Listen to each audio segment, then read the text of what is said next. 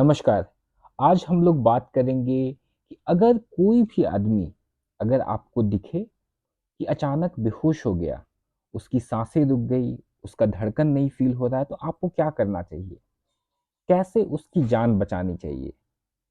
और इस पूरे प्रोसीजर को हम लोग बेसिक लाइफ़ सपोर्ट कहते हैं, कि कैसे उसके लाइफ़ को आप सपोर्ट दे सकते हैं।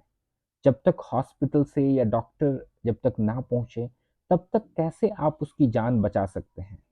तो ये वीडियो सब लोगों के लिए है। स्कूल के स्टूडेंट्स के लिए, कॉलेज के स्टूडेंट्स के लिए, बीएलएस की ट्रेनिंग पुलिस वालों को दी जाती है, नर्सेस, डॉक्टर्स, स्टूडेंट्स, आम लोग, सब लोग बीएलएस जो बेसिक लाइफ सपोर्ट होता है, उसकी ट्रेनिंग ले सकते हैं।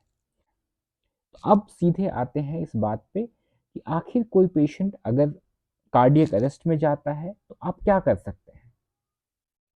तो सबसे पहला स्टेप है कि पहले आपको ये देखना है कि जहाँ पे वो पेशेंट गिरा है, वो सुरक्षित है कि नहीं है। अगर सुरक्षित जगह नहीं है, तो पेशेंट को वहाँ से बाहर लेकर आइए। ऐसे जगह पे लेके आइए जो सुरक्षित हो। अब पेशेंट को किसी भी सपाट जगह पे, समतल ज़मीन पे लिटा दीजिए। उसके बाद पेशेंट से पूछना है कि वो ठीक है कि नहीं है। अगर पेशेंट कोई जवाब नहीं दे रहा है, तो आपको तुरंत फ़ोन करना है नज़दीकी अस्पताल या जो भी हेल्पलाइन नंबर जो आपको हर जगह दिख जाएँगे, मेडिकल हेल्पलाइन नंबर, आपके जो भी स्टेट का जो हेल्पलाइन नंबर है, उस पे कॉल करना है और एम्बुलेंस या डॉक्टर को बुलाना है। उसके बाद पेशेंट को पूछना है कि आप कैसे हैं? ज़ोर से बोलना है। पेशेंट का रिस्पॉन्स को देखना है कि पेशेंट कुछ रिस्पॉन्स दे रहा है कि नहीं दे रहा है। अगर पेशेंट का कोई रिस्पॉन्स नहीं आता है, आप देखो कि पेशेंट की साँस चल रही है कि नहीं चल रही है। अगर लग रहा है कि साँस नहीं चल रही है, तो उसके पल्स को देखना है। अब पल्स कहाँ देखा जाता है?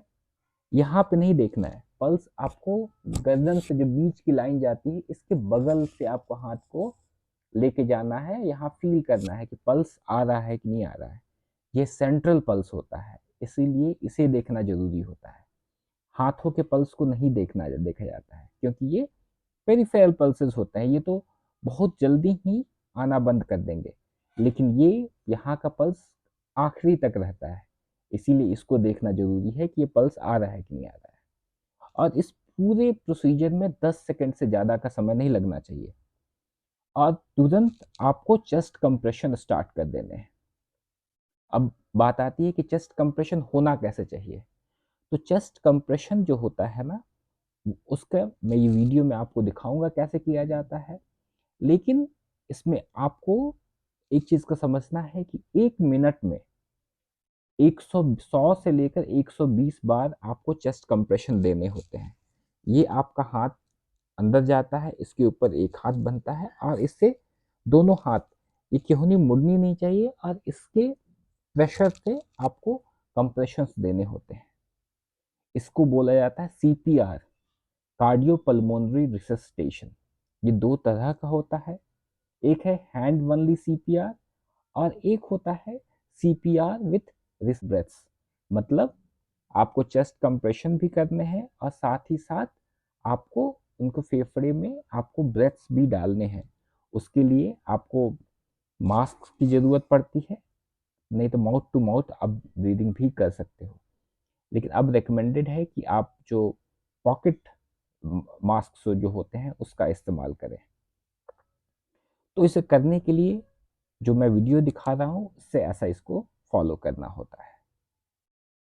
बेहोश व्यक्ति को ज़मीन पे लिटाने के बाद उससे पूछना है कि वो ठीक है या नहीं। ठुड्डी को ऊपर उठा देना है ताकि सांस वो अच्छे से ले सके।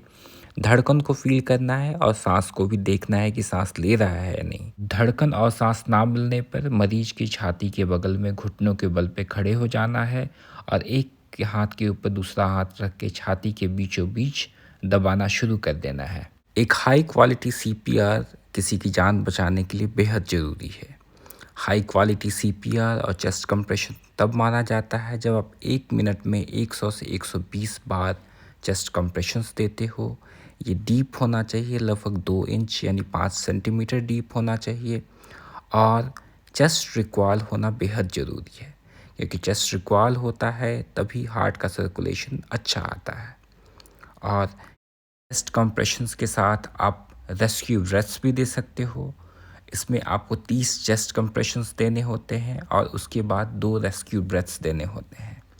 लेकिन इस बात का ध्यान देना है कि ये जो रेस्क्यू ब्रेथ्स में आपको 10 सेकंड से ज़्यादा का समय नहीं लगना चाहिए, और रेस्क्यू ब्रेथ्स में दोनों लंग्स आपको पूरा एक्सपैंड होना चाहिए। अगर आप 30 बार अगर आपने कंप्रेस कर लिया, फिर 2 रेस्क्यू ब्रेथ देना है, फिर वापस से 30 बार कंप्रेशन करते रहना है।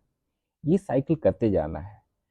शुरू में ही जब आपने पेशेंट को देखा कोलैप्स होते हुए, उसी समय आप और लोगों को बुला लीजिए, क्योंकि हर 2 मिनट पे आपको चेंज करना होगा।